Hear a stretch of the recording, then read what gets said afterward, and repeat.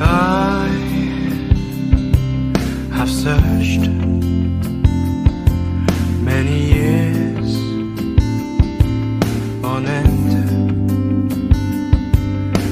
There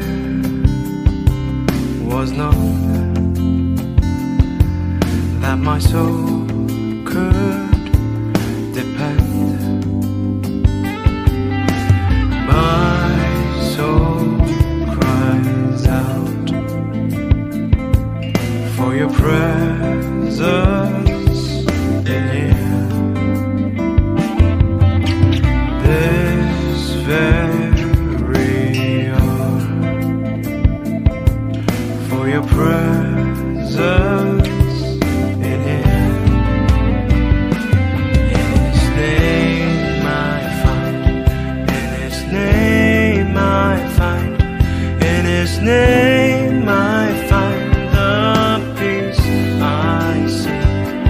In His name I find, in His name I find, in His name I find the joy I seek.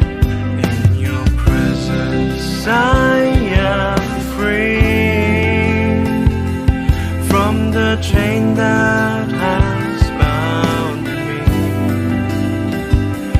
In your presence I am calm, waiting for the kingdom come. In your presence I am free from the chain that has bound me. In your presence I am calm, waiting for the kingdom come. In His name I find, in His name I find, in His name I find the peace I seek.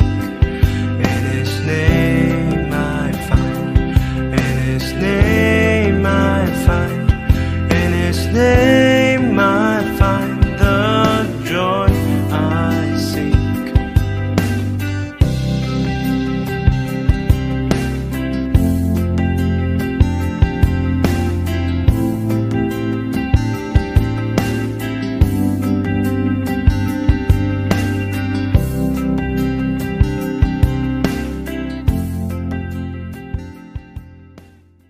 Handa na ba ang lahat? Amen! Ating papurihan ang ating Panginoon.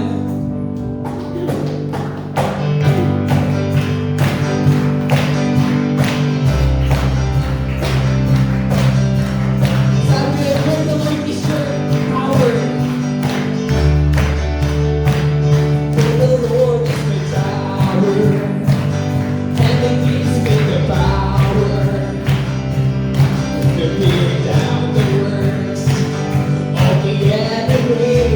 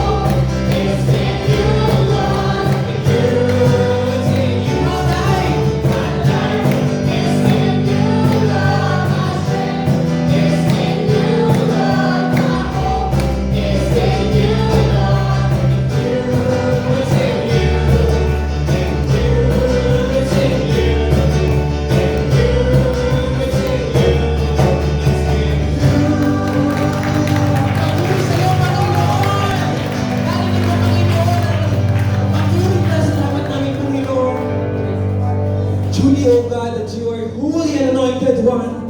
O God. Thank you, Jesus, for being the center of our lives, Panginoon. For being the center, Panginoon, ng aming pamumuhay, ng our lifestyle, Panginoon. Because of you, O God, you have broken the bandages, Panginoon. You have broken, Panginoon, every seals ng kaaway sa aming buhay. And Panginoon, dinadakilaan namin, Panginoon. Dinadakilaan namin.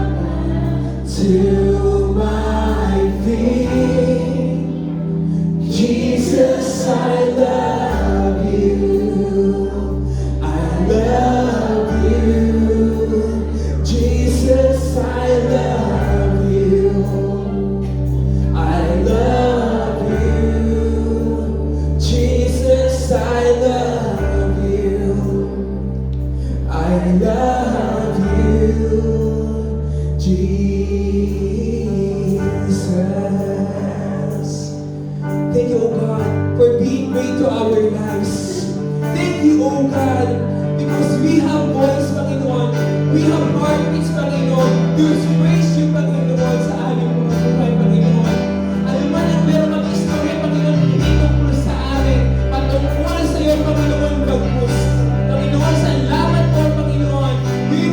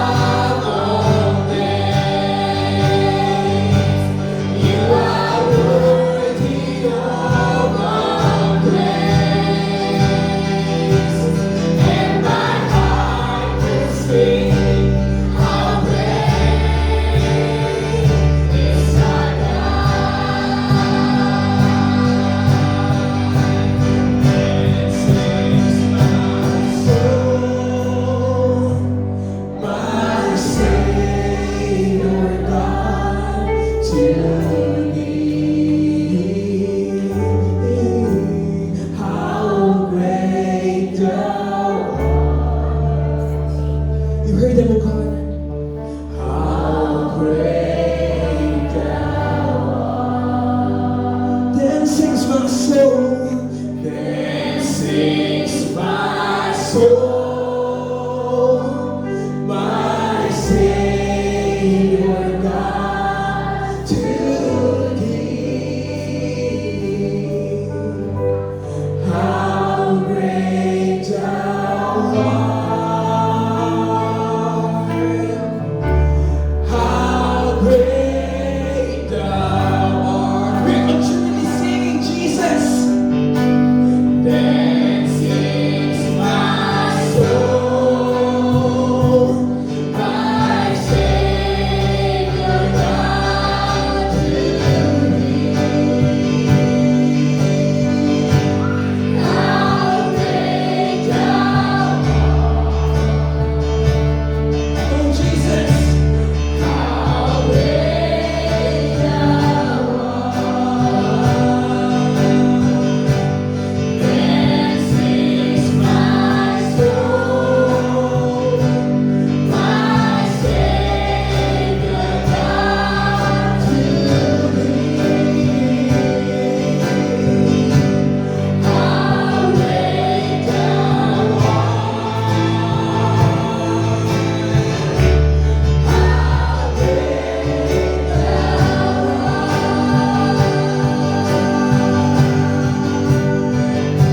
You're the name above all names. You are worthy of all praise, and my heart will sing, how great is our God.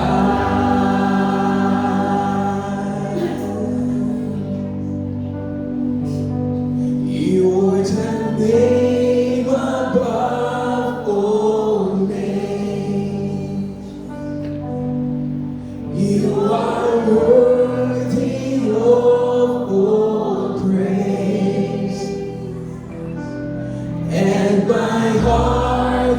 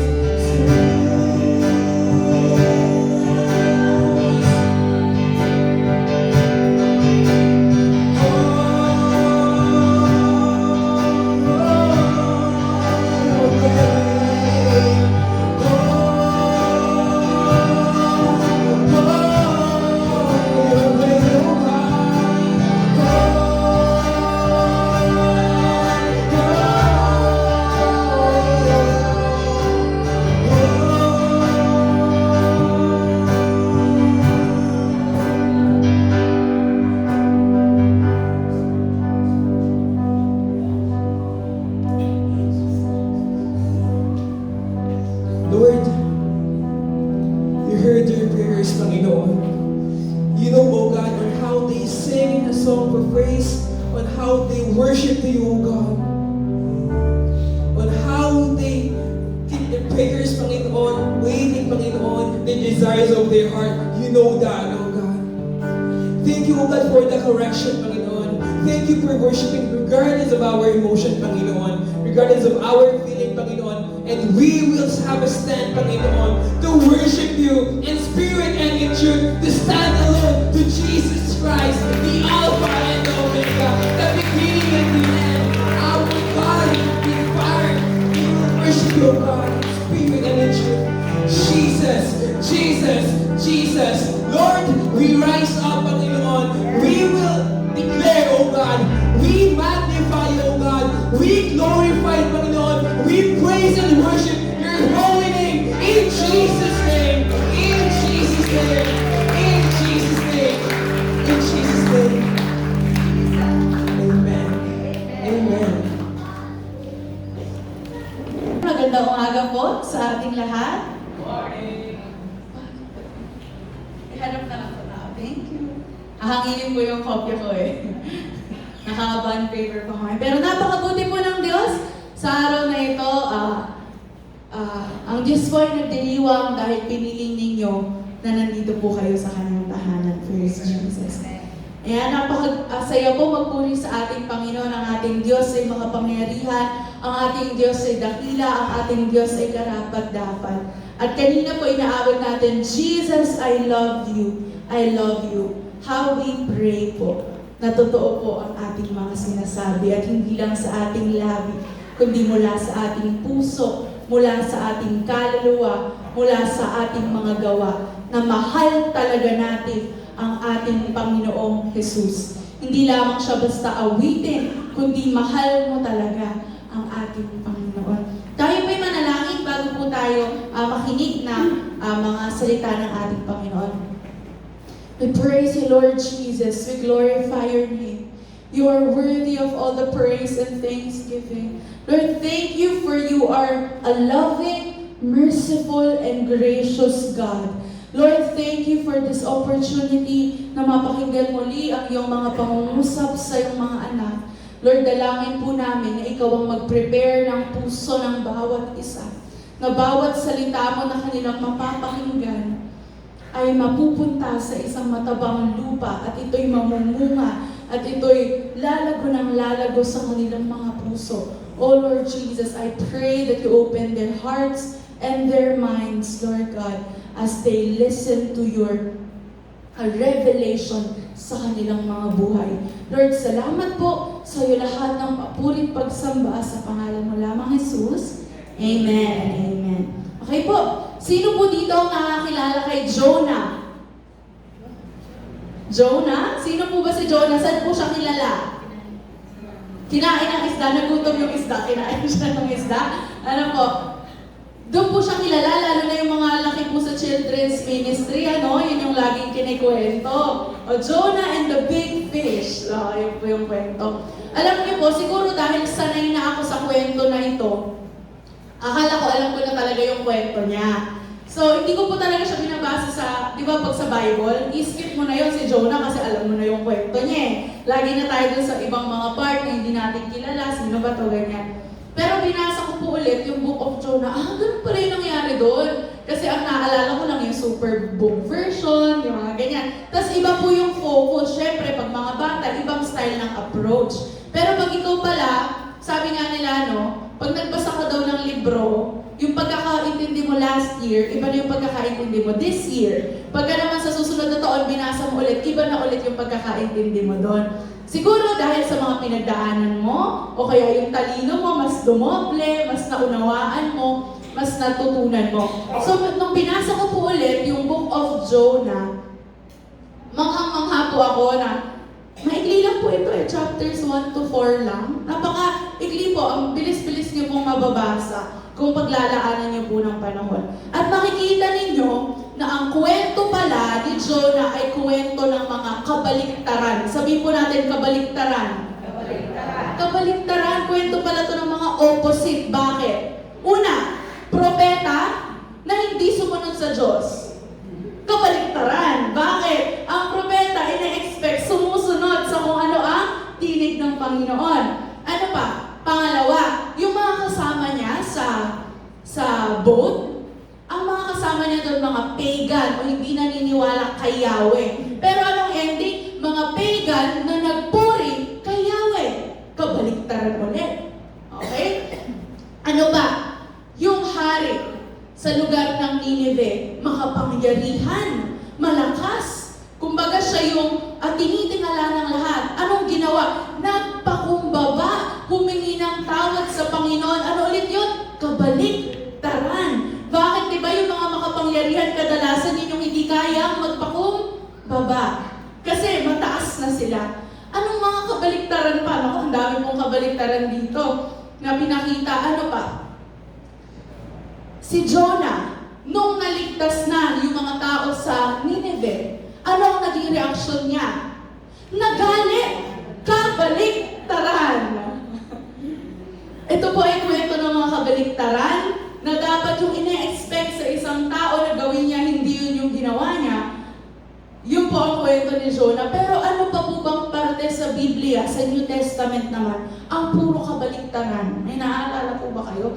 Parang wala naman tong sense. Bakit puro kabaliktaran ang sinasabi niya? Yung sinabi ni Jesus sa Sermon on the Mount. Naalala niyo pa po ba? Blessed are those who mourn. Pwede ba yun?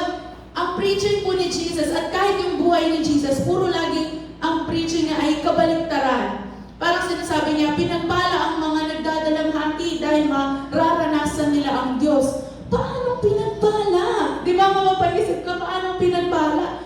Nawalan na nga, naghihirap. Pero ang sinasabi ni Jesus, pinagpala sila. Bakit? Kasi mas mararanasan nila ang Diyos sa kanilang buhay. Meron pa po siyang sinabi na sobrang controversial nung panahon na yon. Kasunod lang din sa Sermon on the Mount. Ano sinabi niya? Sabi niya sa mga tao na napakinggan ninyo, na mahalin nyo ang mga taong gusto nyo at kagalitan nyo ang mga ayaw ninyo. Pero sinasabi ko sa inyo, love your enemies. Sabi ni Jesus. Kabaliktaran. Bakit mo mamahalin yung kaaway mo? Ang sama ng ugali. Pinagsabihan ka ng hindi magaganda. Bakit sinasabi ni Jesus na mahalin mo? Alam niyo po, ang pag-uusapan po natin ngayon ay ang paggawa ng kabaliktaran or doing the opposite. Pero ang focus po natin ay opposing our flesh. Okay? Opposing our flesh. Kumbaga, alam niyo po yung lagi din binabanggit ni Mama pag nagpipre siya yung gusto mo itong gawin, gusto mong pumayat, pero ayaw din ang katawan mo, huwag kumain. Mga ganon. So, di ba, merong paglaban sa utak mo, merong war lagi sa utak mo kung ano ang gagawin mo. So ngayon, ang gagawin natin, we oppose our flesh. Do the opposite. Yun po ang pag-aaralan natin, do the opposite. Pero bago po yan, balikan natin ang kwento ni Jonah. Sinamarize ko na po sa opening, sa intro natin, pero mas basahin po natin. Okay, una, ano ba ang pinagawa ni Yahweh kay Jonah? Jonah chapter 1 verse 1. Kung gusto niyo po sundan, sunod-sunod lang po ito. Buong Jonah po, pag-uusapan natin. Okay, verse 1. Pumunta ka sa Nineveh. Yun ang inutos sa kanya ni Yahweh. At sabihin mo sa mga taga-roon na umabot na sa aking kaalaman ang kanilang kasalanan. So inuutusan si Jonah na warningan yung mga tao na, alam na ni Yahweh na nagkakasala kayo. Anong ginawa ni Jonah? Verse 2. Sa halip na sumunod, ipinasya ni Jonas na takasan si Yahweh. Ano po ito? Ipinasya, ibig sabihin na desisyon si Jonah. Meron siyang dalawang pwedeng maging desisyon. Pwedeng iba ang kwento ng Book of Jonah kung sinabi na ipinasya ni Jonah na pumunta sa Nineveh. Baka isang chapter lang po yung Book of Jonah, kung gano'n. Pero sa halip na sumunod, ipinasya niya na takasan si Yahweh. Alam niyo po, itong desisyon na niya ito, pwedeng matawag natin na desisyon ng isang tao hindi nag-iisip. Bakit? Alam niya na si Yahweh ang gumawa ng langit at ng lupa. Alam niya na si Yahweh, alam kung nasan siya, kahit siya magpunta. Pero dahil sa kanyang flesh, ayaw niyang sumunod. Anong ginawa niya? Tinakasan niya. Kahit alam niya na kahit naman nasa ilalim siya ng higaan niya, ay nakikita siya ng ating Panginoon. Saan siya nagpunta? Hindi siya nagpunta sa Nineveh, nagpunta siya sa Joppa at doon nakatagpo ng isang barko patungong Tarsis. Mas malayo pa yung gusto niyang puntahan, okay? Di sumakay sa barko si Jonah. Pero nung nasa laot na sila, nagpadala si Yahweh. At yung Yahweh na tinakasan niya ay ang Yahweh na makapangyarihan at kayang magpadala ng ng malakas na bagyo. Kaya't halos mawasak na ang barko.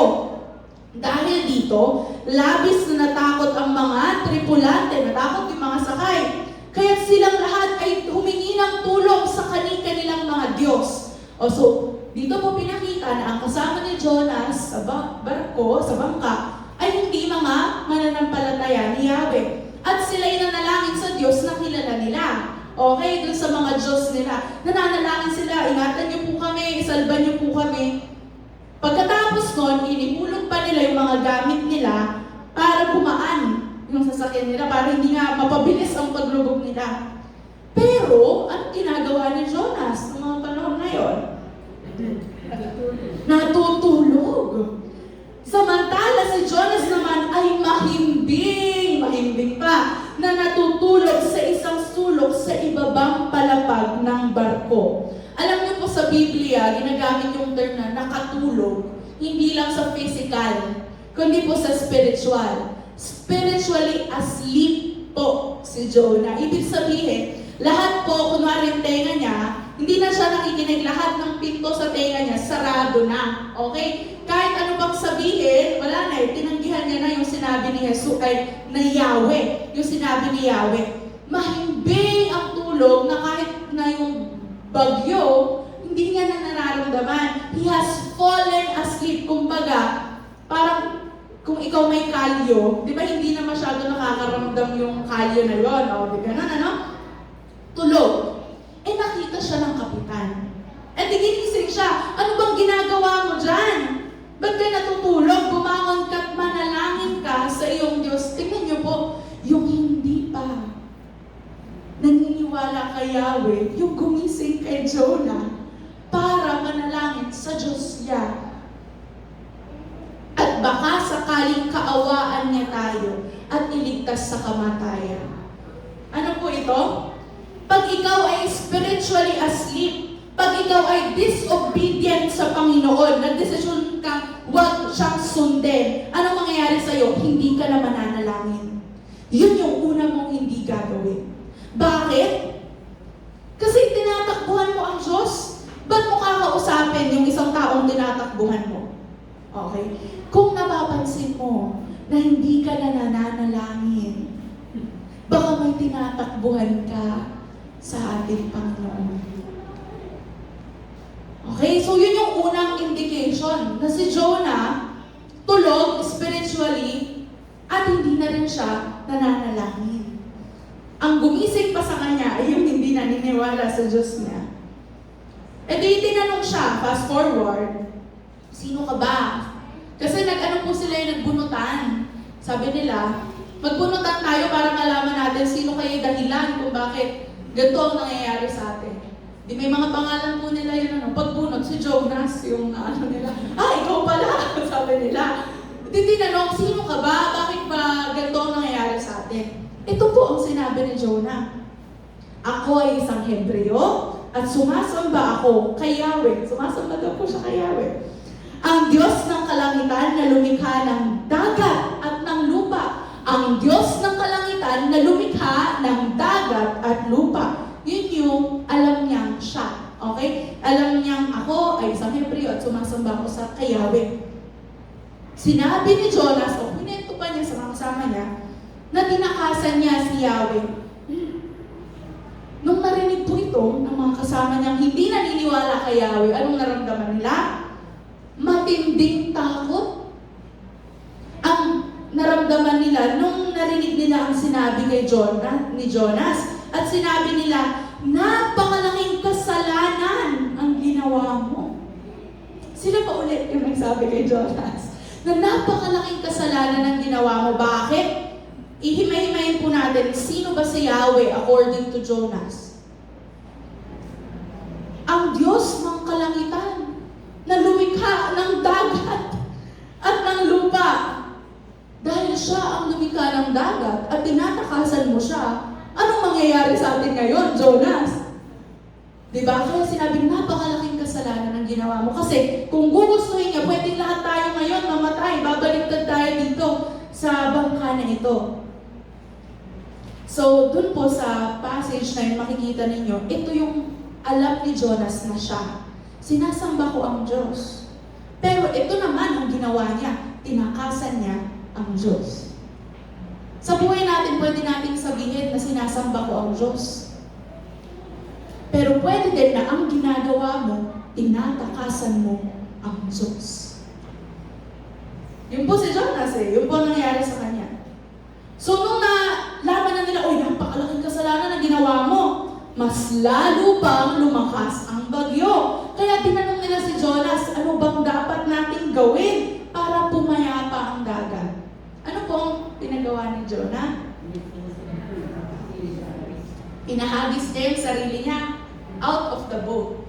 Pag-iisip niyo po, bakit yun ang yung naisip niyang solusyon? Ba't di niya na lang sinabi na, pwede bang idiretso niyo na lang ako sa Nineveh para masunod ko na siya agad?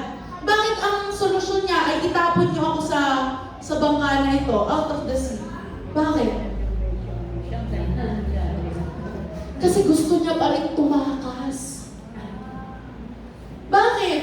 Parang mas gusto niyang mamatay na lang siya sa dagat kaysa maligtas yung mga taga-Nineveh. Ang tawag po doon, selfish. Mamatay na lang ako. May mga ganyan kayong term di ba? Mamatay na lang ako, hindi ko yan patatawarin. Kahit hanggang sa malibig na ako sa libingan ko, hindi ko patatawarin yan. Si Jonas, gano'n naman siya. Kahit mamatay na lang ako sa dagat, basta wag lang ako mapunta sa Nineveh. Gusto pa rin tumakas. Pwede niya naman sabihin, pwedeng ikot na lang, punta na lang tayo sa Nineveh. Pero hindi yun ang naisip niya. Selfish. At nung narinig po yun, ng mga hindi naniniwala kay Yahweh, ayaw nila na itapon si Jonah. Kasi, kaya sinikap nila na itabi yung barko, kahit lahat ang pwede nilang gawin. Kaso mas lalo lang lumakas yung bagyo. Kaya, anong ginawa nila? Hindi sila naniniwala kay Yahweh, Pero dahil alam nila na yung sinasamba daw ni Jonas ay si Yahweh, anong ginawa niya? Nanalangin sila kay Yahweh, ang Diyos ni Jonah. At ang sinabi nila, ito, Yahweh, huwag niyo po kaming hayaang mamatay dahil sa gagawin namin sa taong ito. Alam nila na mali, kasi pagka nilaglag nila yun, maaaring mamatay. Huwag po ninyo kaming parusahan kung mamatay man ang taong ito. Kayo po, Yahweh, ang may pananagutan dito. So parang na nila, Lord, wala kaming kasalanan dito Yahweh, wala kaming kasalanan. Siya ang nagsabi, ganyan. So pagkatapos nun, anong ginawa nila? Binuhat na nila si Jonas at inihagis sa dagat. Ano po nangyari pagkatapos ihagis? Agad na pumayapa ang dagat. Ano po ang ibig sabihin nun? Patunay na si Yahweh nga ang Diyos ng dagat at ng lupa, na lumikha ng dagat at ng lupa. At dahil doon, yung mga hindi naniniwala kay Yahweh na kasama ni Jonah doon sa bangka, nagkaroon sila ng matinding takot kay Yahweh, kaya't sila'y nag-alay ng handog at nangakong maglilingkod sa Kanya. Mula sa pagan, naging believer. Opposite na naman. Yung propeta na ine-expect ng tao na makikinig sa Diyos, na nagmamahal ng kanyang kapwa, anong ginawa? Mas pinili ang sarili, mas piniling takasan ng Diyos. Pero yung mga tao na hindi naman talaga unang naniniwala kay Yahweh, pero naranasan ang pagkilos ni Yahweh, nag-alay ng handog at nangakong maglilingkod sa Kanya. Praise God, pag inisip mo, maganda naman pala yung kinalabasan no, ginawa ni Jonah. Sa buhay po natin, may mga mali tayong nagagawang desisyon. But through habang nilalakaran po natin yun, ang Diyos, meron pa rin siyang ginagawang kakaiba sa ating buhay. Pero pag inisip mo kung si Jonah hindi niya sinunod ang Diyos. Pero meron pa rin nagawang maganda ang Diyos out of that disobedience. Ang point po ay, ang Diyos gagalaw at gagawa kailan at kung kanino niya gusto. Hindi po nakadepende sa pagsunod mo sa Kanya or sa galing mo o sa talino mo. Ang Diyos ay gagalaw kung kaninong tao, kung sinong tao gusto niyang piliin at kung kailan niya ito gustong gawin. Hindi yung dahil tumanggi ka sa Kanya, hindi niya na yung gagawin. Pwedeng ibang tao ang gamitin niya. Or ikaw, pwede din ipalamon niya sa malaking isda hanggang sa gawin mo yung gusto niyang ipagawa sa'yo. So, ayun po. After itapon si Jonah, ano na nangyari? Nilamon si Jonas ng isang dambuhalang isda at nanatili ng 3 araw at 3 gabi sa tiyan nito. Ano po kayang nasa isip ni Jonah habang nasa loob siya ng tiyan ng malaking isda? Ang lansang man dito, ano ba yan? Ano kaya ang nasa isip niya?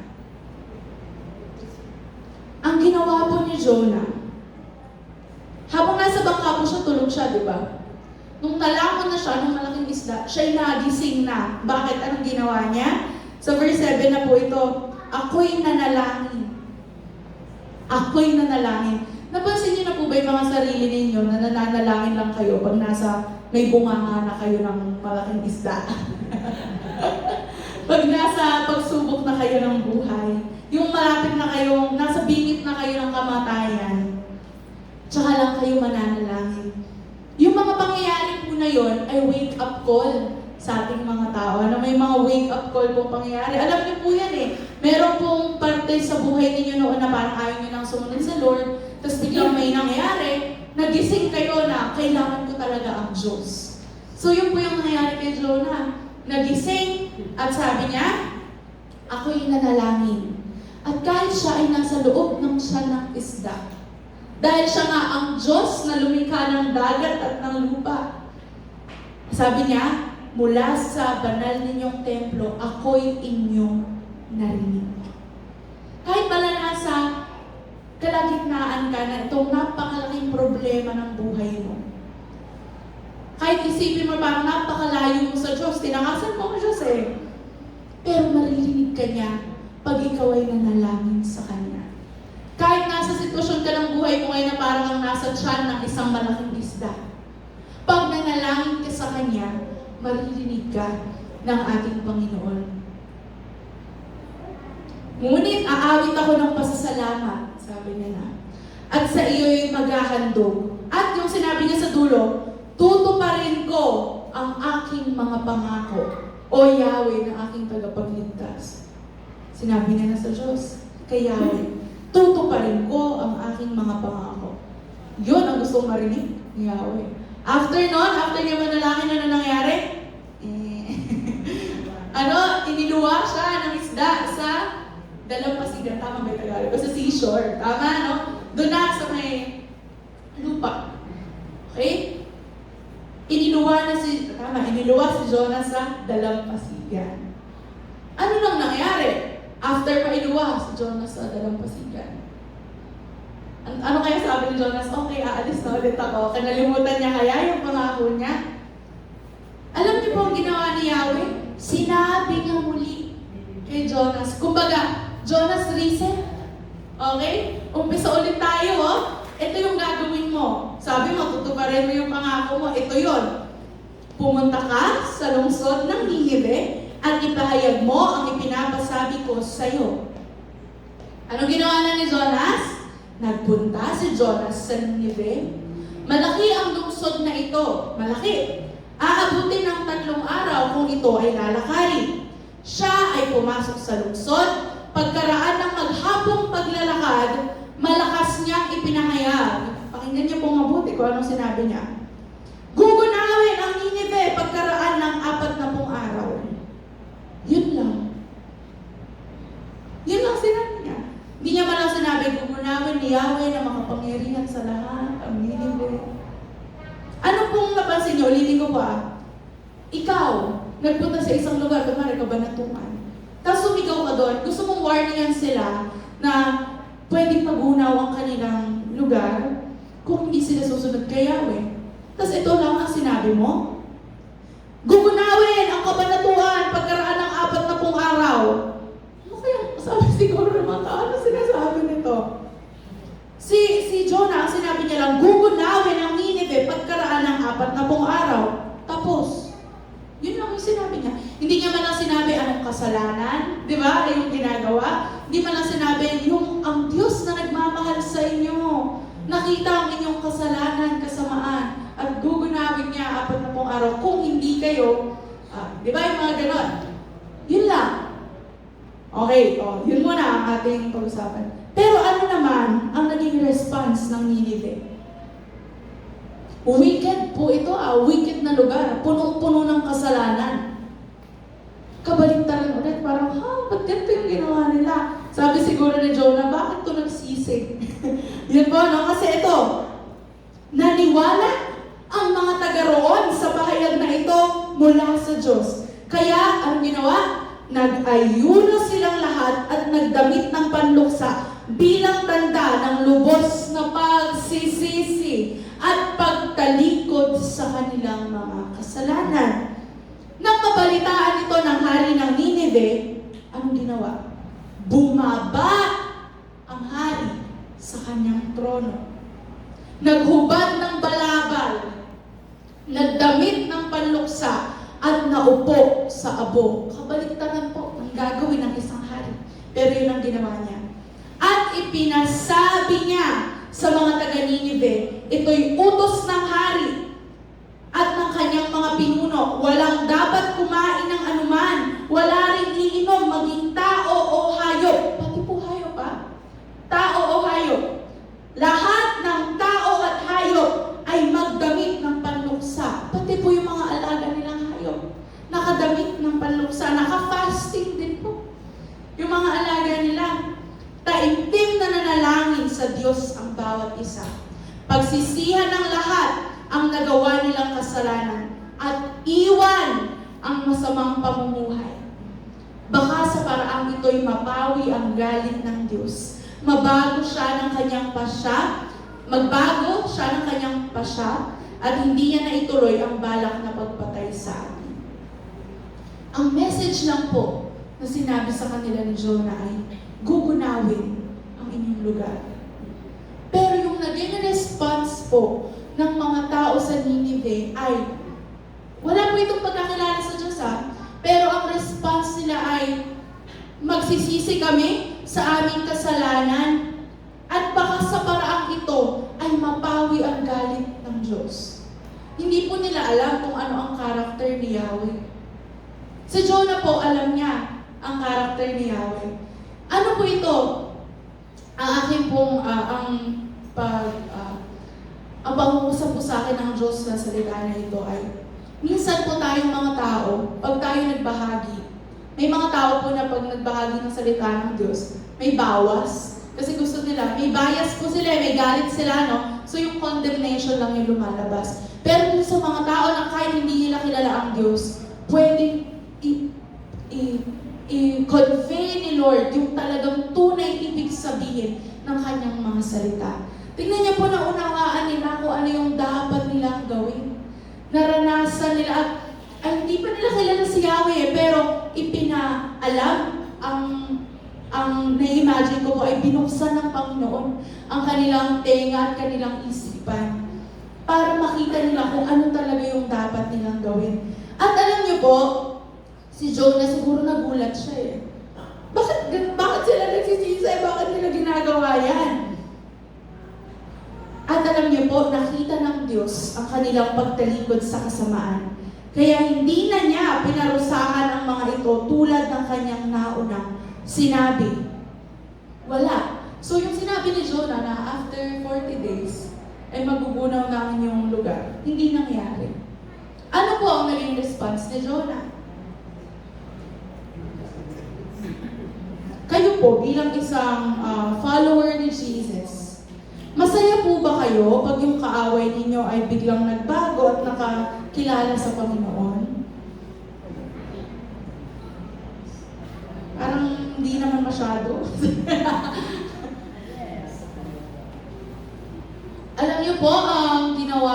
naging reaksyon ni Jonah? Chapter 4, verse 1. Nalungkot si Jonas at siya'y nagalit. Nalungkot at nagalit. Sapagkat hindi niya nagustuhan ang pagpapatawad ng Diyos sa Nineveh.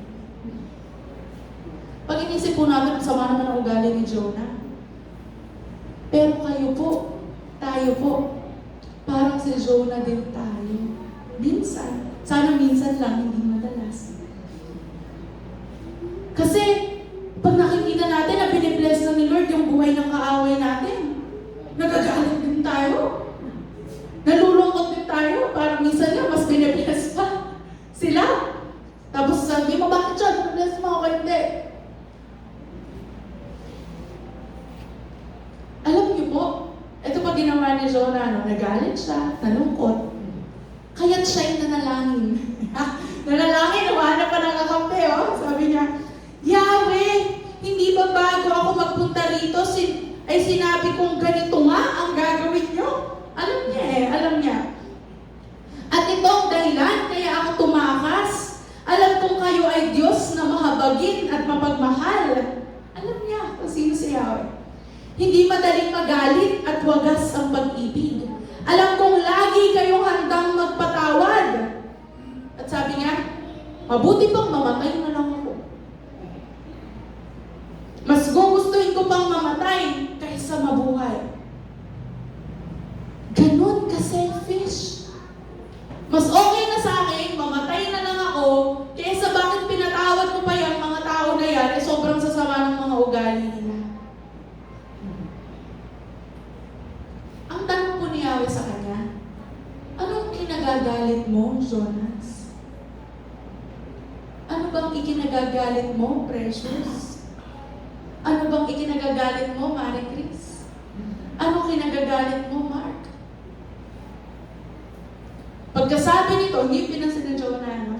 Pagkasabi nito, lumakad si Jonas papunta sa silangan ng lungsod at naupo. Gumawa siya ng isang silungan at doon hinintay kung ano ang mangyayari sa lungsod. Pumunta ba po siya? Better view. Sabi niya, no? Nagpunta sa isang lugar. Gusto niya makita kung ano mangyayari sa lungsod. Ang sabi po ng ibang mga theologian, naghihintay siya na mawasak pa rin ang Nineveh. Titingnan niya, baka bumalik sa dating kasalanan. Ganun po ang inisip niya. Waiting for something bad to happen dun sa mga tao na yan. So habang naghihintay siya, nakaupo po siya doon sa lugar na yun, nagpatubo si Yahweh sa may tabi ni Jonas ng isang malagong halaman. Okay? Na nagbigay ng lilim sa kanya. Siyempre natuwa si Jonas kasi sobrang init ng panahon, biglang nagpalago ang Diyos ng magandang halaman sa tabi niya, malago. Pero kinabukasan, yung halaman ipinasira din ng Diyos sa isang uod. Kaya natuyo. Sumikat ng matindi ang araw, umihip ang nakakapasong hangin, halos mahilo na si Jonas sa tindi ng init. Kaya sinabi niya, mabuti pang mamatay na ako! Sinabi sa kanya ng Diyos, dapat ka bang magalit dahil sa nangyari sa halaman? Sabi niya, opo, nagagalit po ako. Gusto ko nang mamatay. Grabe po yung sama ng loob niya na nawala yung halaman na hindi niya tinanim. Yung halaman na ibinigay sa kanya ng Diyos. Sinabi ni Yahweh, tumubo ang halamang iyon, lumago sa loob ng magdamag at namatay kinabukasan. Wala kang hirap dyan, ngunit nalungkot ka nang yan ay namatay. Sabi niya, hindi mo naman yan inalagaan, hindi mo naman tinanim, pero nung namatay yung puno na yun, nalungkot ka.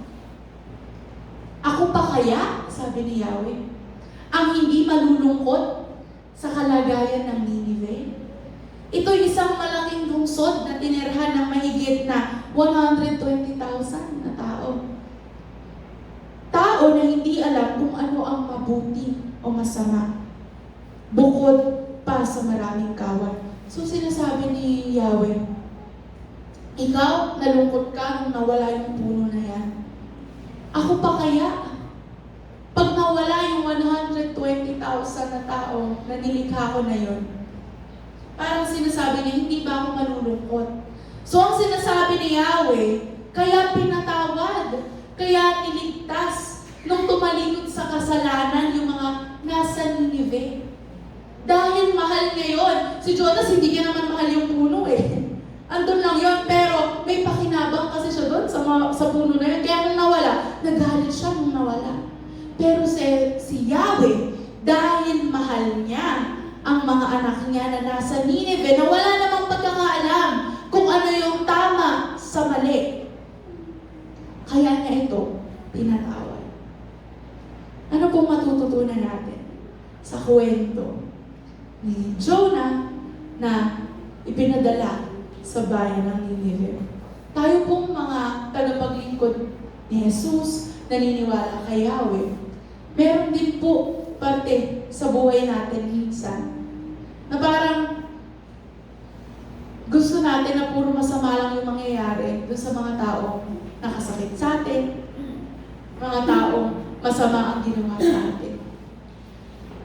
Pero pinapakita po dito, pero alam naman po natin, katulad ni Jonah, na ang ating Diyos ay mahabagin, mapagmahal, at hindi madaling magalit at wagas ang pag-ibig. Meron po bang mga tao sa inyong buhay na hindi nyo binabahagi si Jesus sa kanila? Dahil ayaw niyong makilala nila si Jesus? Yung parang akin lang to eh. Kasi ako na may mabait, ako yung mabuti, ako lang yung maliligtas dapat. Sila hindi nila deserve na maranasan yung pagmamahal na itong nararanasan.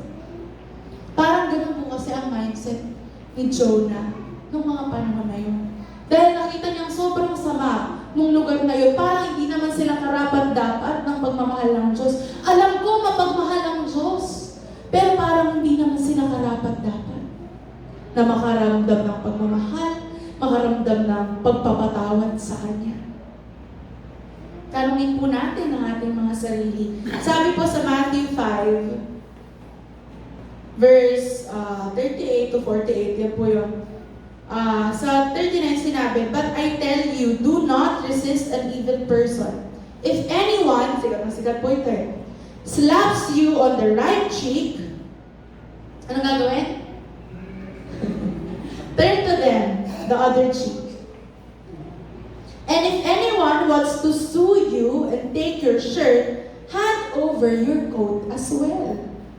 If anyone forces you to go 1 mile, go with them 2 miles. Yun po ang sinasabi ni Jesus. Si Jesus na po ito, no? Sa New Testament. Pag may sumampal sa'yo sa kanan, sampalin mo rin. Ipakita mo po na yung kaliwa. Para, kung gusto niya pang manampal ulit, magpasampal ka lang. Sinabi ba dito na pagka sinampal ka, sampalin mo na din sila? Hindi. Sabi pa nga, kung meron pang gustong kumuha ng shirt mo, ng damit mo, ibigay mo na din pati coat mo. Wow, may bonus pa, may freebie. At kung meron pinilit na, ito po kasi pag niliteral natin, pinilit na maglakad ka ng sabihin natin, 1 kilometro. Maglakad ka pa daw ng 2 kilometro. Ang sinasabi na naman dito, baliktad. Bakit?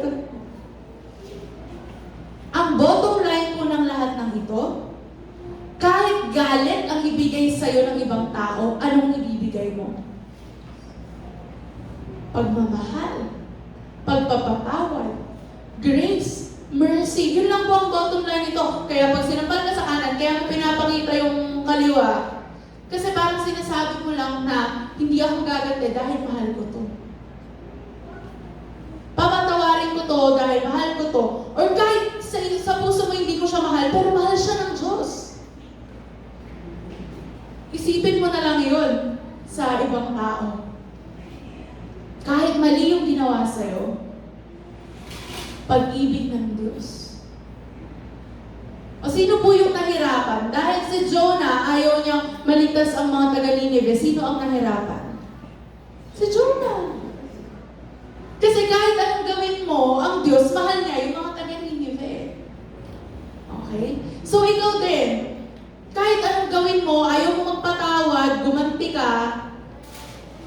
hindi mo sundin yung sinasabi ng Diyos dito na turn the other cheek, ang Diyos, mahal pa rin sila. Pero sino ang nahihirapan? Ikaw. Ikaw ang nahihirapan. Ikaw ang nahihirapan. Isa pang baliktad, binanggit ko na rin po kanina, sa Matthew 5 verse 43, you have heard that it was said, love your neighbor and hate your enemy. But I tell you, love your enemies and pray for those who persecute you. Love your enemies and pray for those who persecute you. At magagawa po natin yan, magagawa natin manalangin kapag hindi po tayo spiritually asleep. Pag tayo po ay tumutugon sa kung ano yung pinapagawa sa atin ng ating Panginoon. Pag di natin tinatakasan yung ipinapagawa sa atin ng Diyos, kaya natin ipanalangin yung mga taong nakakasakit sa atin, yung mga taong masama sa atin. Sabihin na natin, kasi may mga tao talaga na hindi mabuti. Lalo na, katulad ng mga taga-Ninive, hindi nila alam yung tama at mali. Sa reaksyon mo, sa pagpapakita mo sa kanila ng pagmamahal, doon din nila makikita kung sino yung Diyos na sinasamba mo. Ay, bakit ito kayang sino ba? Si Kay. Kahit inirap-irapan ko, ay niningitian pa rin ako. Ano kaya?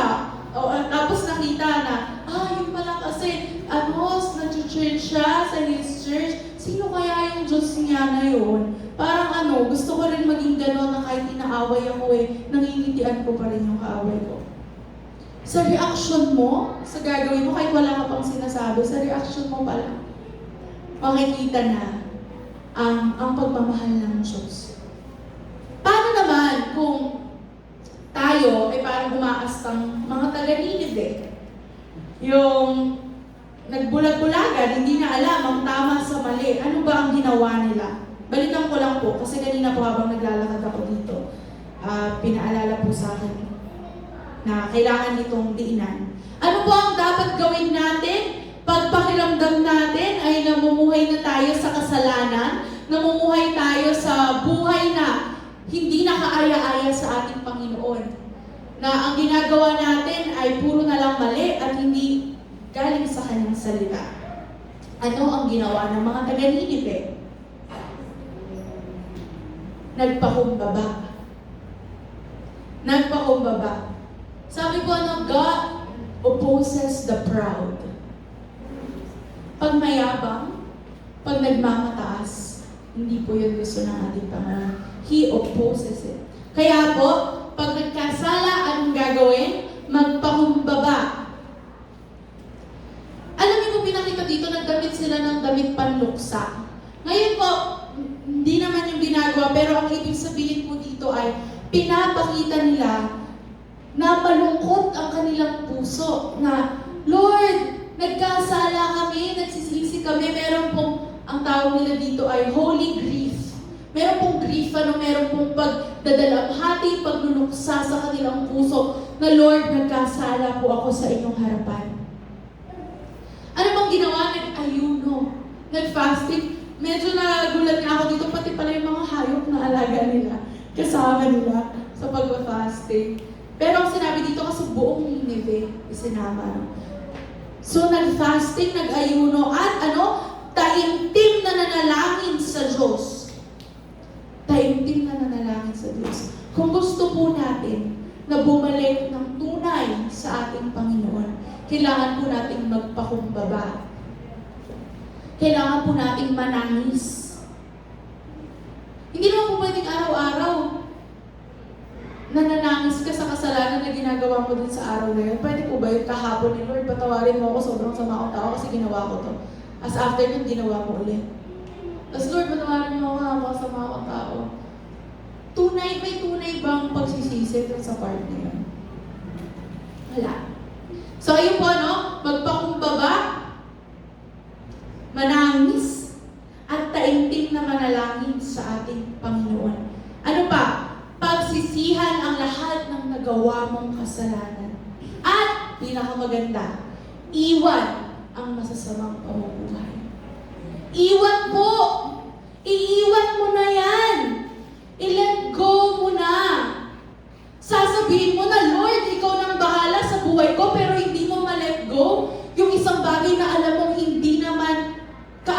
dahil sa ating Panginoon. Iwan. Iwan mo na. Go nga na, iwan ka, joke ka. Iwan mo na! Iwan mo na. At talikuran ang kasamaan. Minsan po, may mga kasamaan sa ating buhay na gina-justify natin. Parang di naman masyadong masama. Parang lahat ng ginagawa to eh. Tapos, pinapaniwala natin yung sarili natin na tama yun. Nagmamahal lang naman ako. Pero, mali. So, anong gagawin? Iwan, talikuran. Kung pwede lang i-block in real life, ano ba sila yan? Yung kasalanan. Pero yun po ang pinapagawa sa atin. At ano po ang naging bunga nun sa buhay ng mga taga-Ninive? Pinatawad sila ng ating Panginoon at hindi ginunaw yung kanilang lugar.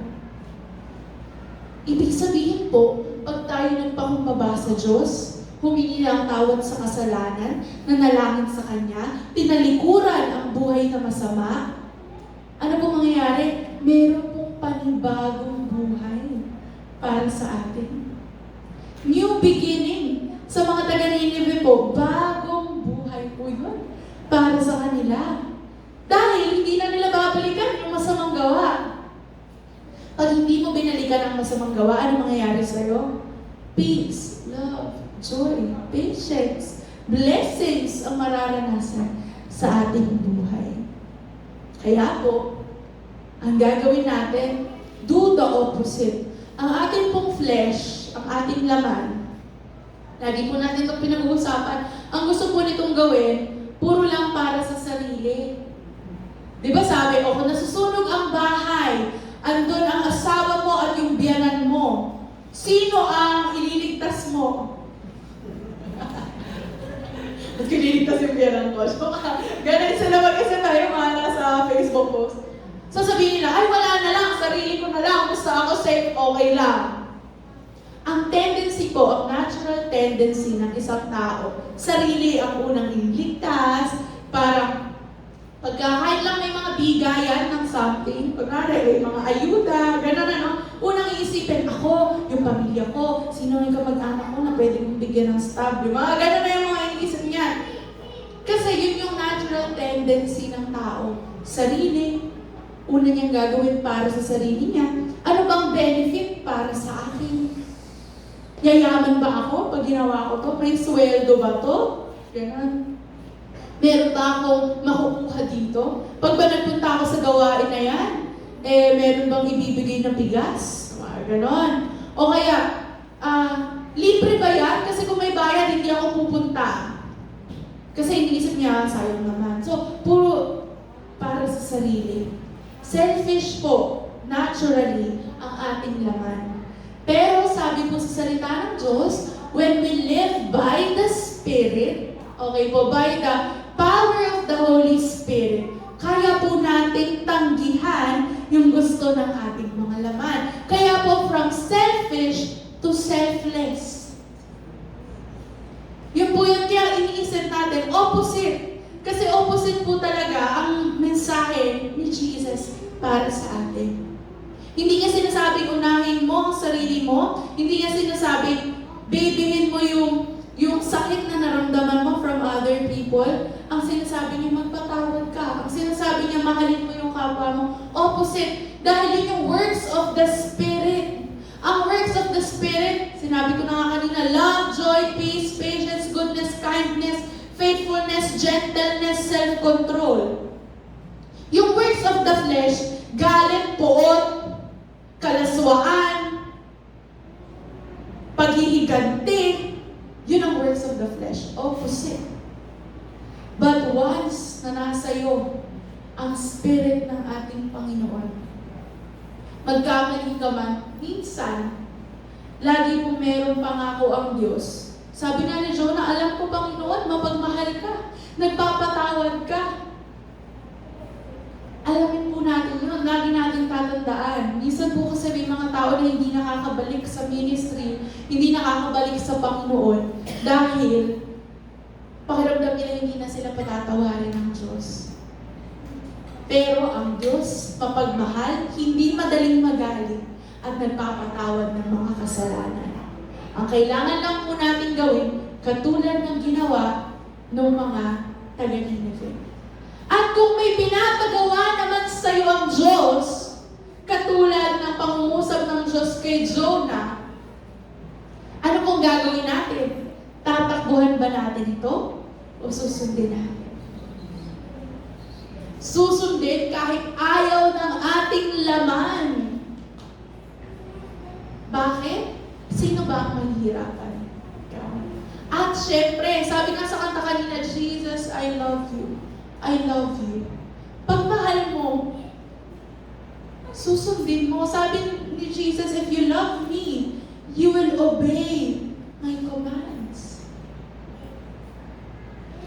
Kaya lagi po natin ipanalangin sa ating Panginoon na, Lord, give me a heart that loves.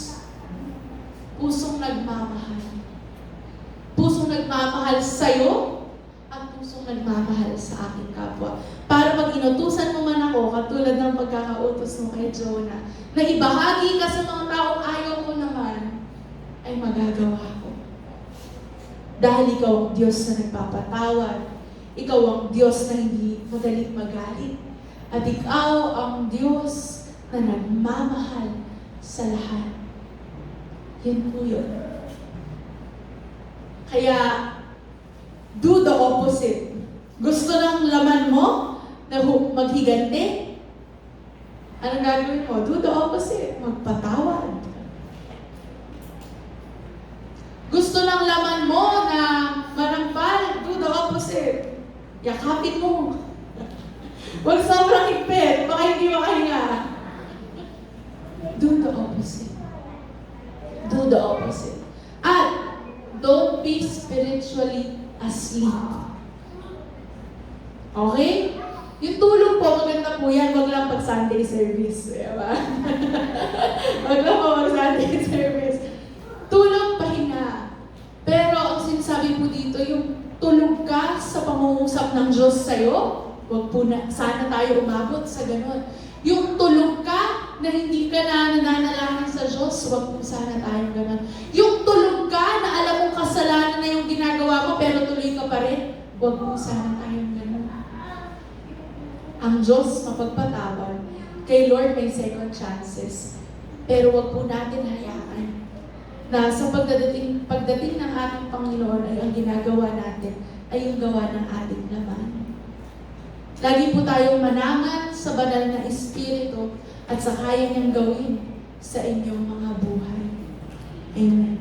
Napakabuti po ng Panginoon. Sana po yung Jonah na nasa atin ay mamatay na. Sabi, may nabasa po kasi ang comment na we have Jonah inside of us. A little bit of Jonah inside of us. Sabi, gano'n ano? Na medyo, ayoko i-share si Jesus, ayoko siyang ayoko sumasaya yung buhay niya. Yung mga gano'n yung pag-iisip. At nagagalit pa kay Lord pagka binibless yung ibang mga tao or pinapatawad ng ibang tao.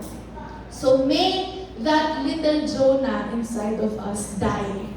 Yung flesh po natin, may it die in the name of Jesus. Para po tayo ay mamuhay in the Spirit, by the Spirit, and through the Spirit of Jesus. Amen and amen. Tayo po'y tumayo, tayo po'y manalangin. We praise you, Jesus. We glorify you, Lord God. Thank you, Jesus. Thank you, Lord God. We worship you in this place.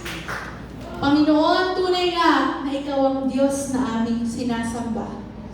Yahweh, na may gawa ng karagatan, ng lupa, ng kalangitan. Ang Diyos na makapangyarihan sa lahat. At alam namin na ikaw ang Diyos na nagmamahal ng wagas, ang Diyos na nagpapatawad, ang Diyos na hindi madaling magalit. Lord, we thank you Dahil ikaw ang Diyos na aming sinasamba. Na sa kabila ng aming pagkatao, sa kabila ng aming mga kasalanan, pinatawad ninyo kami, Panginoon, at tinanggap ninyo kami sa iyong pamilya. Kaya po, Panginoon, bilang iyong mga lingkod, mga anak, at propeta sa panahon na ito, Lord, dalangin po namin na sa aming paglabas, sa aming pakikisalamuha sa mga tao, maging message nga po ito na ang aming Diyos na sinasamba ay Diyos na mapagmahal. Lord, we pray that you use our lives to extend love, grace, and forgiveness towards other people.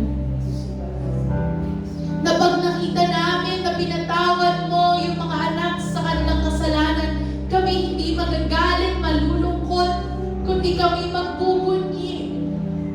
Lord, we pray that you give us a heart like you. Na kami magre-rejoice pag nakita ang mga tao na nagbabalik sa'yo. That we see your people through your lens, Lord God, lens of love, Panginoon. Na pag tinignan namin sila, makita namin sila katulad ng pagtingin mo sa kanila. Oh Lord Jesus, dalangin din po namin na pag may pinapagawa ka sa amin ay hindi namin ito tatakasan, Panginoon. Hindi namin ito tatakbuhan dahil sa aming mga selfish na desires, Lord God. Kundi, Panginoon, dalangin namin ang iyong banal na Espiritu ang aming maranasan sa aming buhay at ito'y aming haharapin, susundin, at mararanasan namin ang bunga ng banal na Espiritu. Love, joy, peace, patience, goodness, kindness, faithfulness, gentleness, and self-control. We declare this over our lives, Lord Jesus. Oh Lord God, isinusuko po namin sa iyo ang aming mga buhay. Lord, give us a heart that can forgive other people.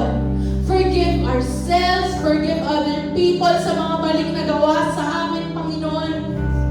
Lord, makapagpatawad kami katulad ng pagpapatawad mo sa amin, Panginoon. And Lord God, sa mga panahon na ito, kung may mga kasalanan man po kami na itinatabi sa aming mga puso, itinatago sa aming mga puso, Lord, turuan niyo po kami na magpakumbaba. Turuan niyo po kami, Panginoon, na manangis sa kasalanan na ito, Panginoon. Tulungan niyo po kami na manalangin sa iyo at humingi ng tawad sa aming mga kasalanan. At tulungan niyo po kami na talikuran ang mga kasalanan na iyon.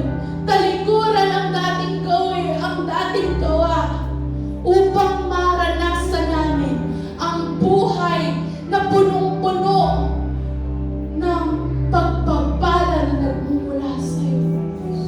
May we experience the fullness of life that comes from you, Jesus. Alam po namin ang buhay ay hindi lang ganito.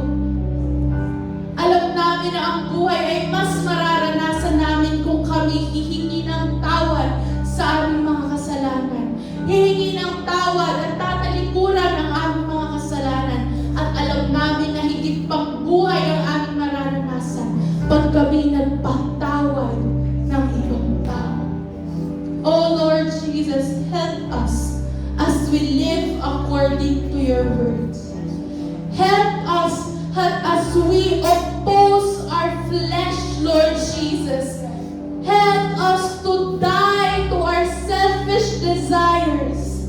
Help us, Lord God, to die to our flesh. And may we live according to your Spirit, by your Spirit, Lord God. Lord, salamat sa pangungusap mo sa aming mga puso at isipan. Dalangin po namin na ito'y mais sa pamuhay namin.